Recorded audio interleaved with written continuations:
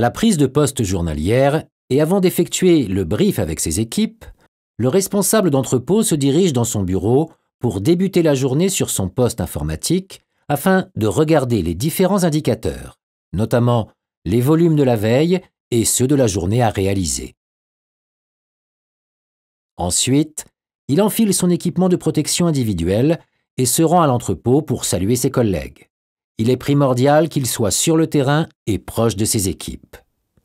Il procède ensuite à une réunion de brief durant laquelle sont évoqués avec certains responsables des sujets propres à chacun de leur service, réception, expédition, préparation, et où sont commentés des indicateurs de performance.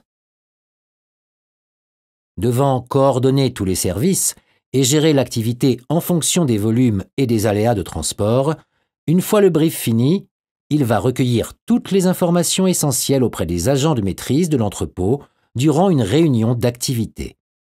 Il doit veiller au respect des procédures, aussi bien en termes de qualité que de sécurité, et recueillir les informations montantes de tous les services. Cela peut concerner des problèmes d'effectifs, des besoins en matériel ou un problème avec un collaborateur. Être responsable d'entrepôt, ce n'est pas uniquement être dans un bureau. Il est important qu'il veille au grain au sein de l'entrepôt afin d'intervenir en cas de besoin, car il est responsable de la sécurité et de l'ordre au sein de l'entrepôt. Sa mission consiste également à échanger avec les collaborateurs du terrain, préparateurs de commandes, caristes, magasiniers, et être attentif au bon déroulement des différentes opérations qui ont lieu dans l'entrepôt en leur rappelant notamment les consignes de sécurité.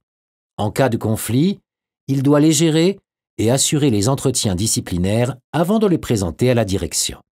En tant que chef d'orchestre et réel intermédiaire, le responsable d'entrepôt se réunit ensuite avec la direction afin de lui remonter les informations recueillies durant les différentes réunions qu'il a eues avec ses collaborateurs, et aussi lui faire des propositions en termes d'organisation en fonction d'objectifs fixés.